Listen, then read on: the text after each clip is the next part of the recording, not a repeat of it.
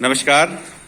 ये हमारे विद्यालय जवाहर नवोदय विद्यालय वन अमृतसर वन के बच्चे हैं और आज ये एक चैप्टर तैयार करके आए, एक पाठ तैयार करके आए हैं।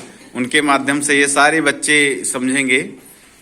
खिलौना आधारित शिक्षण के माध्यम से बताएंगे बच्चे। इन्होंने पूरी तैयारी की हुई है और इन्होंने कुछ कुछ खिलौने भी बनाए हैं।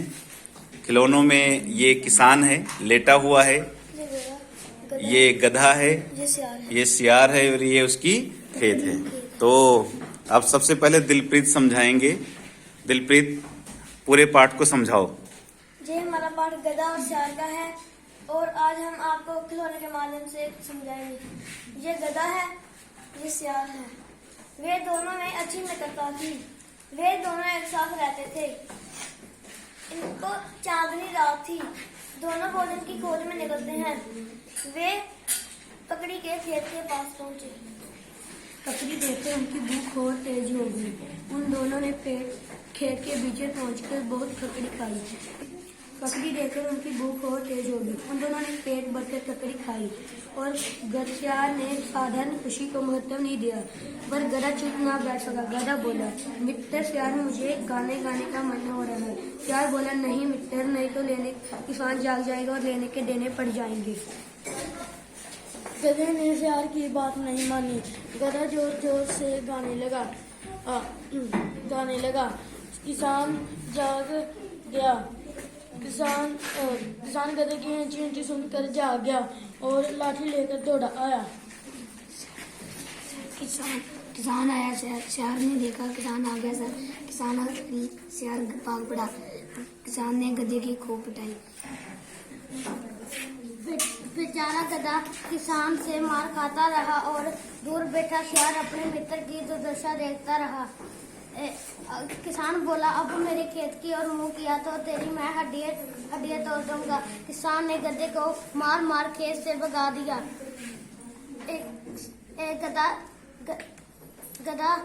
गधा दूर नीचे बैठा करा रहा था। सियार गधे के पास आया। हाय हाय, मैं मर गया। लगता है मेरी हड्डियां कई जगह से टूट गई है। मित्र, मेरी दवा कराओ। सियार ने गधे के एक आंसू पहुंचे ढंढास बंधाया और ढांढस बंधाया, धैर्य। हाँ, ढांढस बंधाया।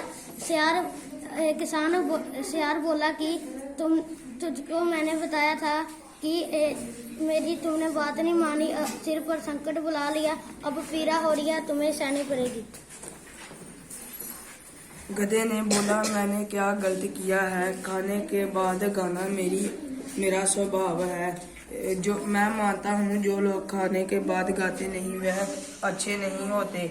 गधे का तर्क सुनकर मित्र को हंसी आ गई। सियार ने कहा, तू और तेरा स्वभाव दोनों ही भले हैं, पर गलती यह है कि धैर्य के साथ रहकर उचित समय को पहचानने की बुद्धि तुझमें नहीं है, इसलिए तुम संकट में पड़ गए। सियार की बातें गधे की समझ में आ गई। गधे ने कहा, हाँ मित्र, धैर्य के साथ रहना चाहिए और खुशी को भी खाने की तरह पचाना चाहिए। और अब से मैं आगे से धैर्य के साथ समय को पहचान कर ही सब कुछ करूँगा। चलो अब सभी अपने अपने जगह पे बैठ जाओ। अब देखो, इसमें इस कहानी से हमें क्या सीख मिलती है। हाँ, इस कहानी से हमें क्या सीख मिली बेटा? इस कहानी से हमें ये सीख मिलती है कि हमें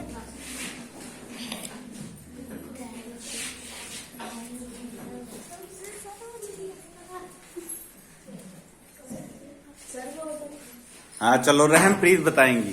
सर, इस कहानी से हमें ये शिक्षा मिलती है कि सर हमें धैर्य से रहना चाहिए और समय की पहचान करके ही कार्य करना चाहिए। ठीक है, समय की पहचान करके कार्य करना चाहिए, धैर्य से रहना चाहिए। अच्छा, इसको 1 मिनट में इसका सारांश कोई बता सकता है? सारांश इसका, कि ये पूरी कहानी को एक सारांश में हम इसको बता दें, अपने शब्दों में मुख्य मुख्य बातों को बता दें।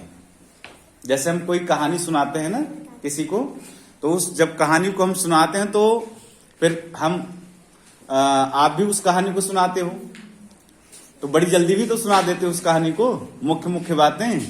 तो जो हम मुख्य मुख्य बातों को क्रम से सुना देते हैं वही तो सारांश हुआ। ठीक है, चलो सबसे पीछे उस लड़की को, इंद्रजीत। हाँ सर, एक बार की बात है, सियार और गधा में एक अच्छी मित्रता थी। वे इकट्ठे रहते। एक चांदनी रात में वह भोजन की तलाश करने के लिए गए। करते करते उन्हें एक किसान का खेत मिला जहाँ पर ककड़ी थी जी। गधा सियार ने वहाँ गए और खूब ककड़ी खाई। सियार इस खुशी को कोई महत्व नहीं दिया, पर गधे ने सियार से कहा, मैंने तो ककड़ी खा ली, अब मुझे खुशी हो रही है, मैं खुशी में गाना गाऊंगा। सियार ने गधे को मना किया, लेकिन वह गाना गाने लगा। उसकी आवाज से किसान जग गया और वो खूब उसे लगा कि खेत में गधे घुस गए हैं। वह गधे को खूब पिटाई की। वह फिर करकराते हुए सियार के पास गया। सियार ने उसे समझाया कि हमें भोजन के साथ साथ अपनी खुशी को भी पहचानना चाहिए और समय की पहचान करके कोई भी कार्य करना चाहिए। धन्यवाद। वाह, बहुत बढ़िया, क्लैपिंग करो इसके लिए। अपने तो नहीं आया। चलो, इस कहानी से तुम्हें क्या सीख मिली? सर, हमें ये सीख मिलती है कि हमें धैर्य से हर काम करना चाहिए। धैर्य से हर काम करना चाहिए। ठीक है, तो अगर हमें ये जो कहानी हमने पढ़ी गधा और सियार, तो इसका मतलब समझ गए ना कि हमें इस पढ़ने के बाद भी इसकी शिक्षा को लेनी है और इसको हमें अपने जीवन में उतारना है, इसको अपनाना है। ठीक है, चलो ठीक है, धन्यवाद।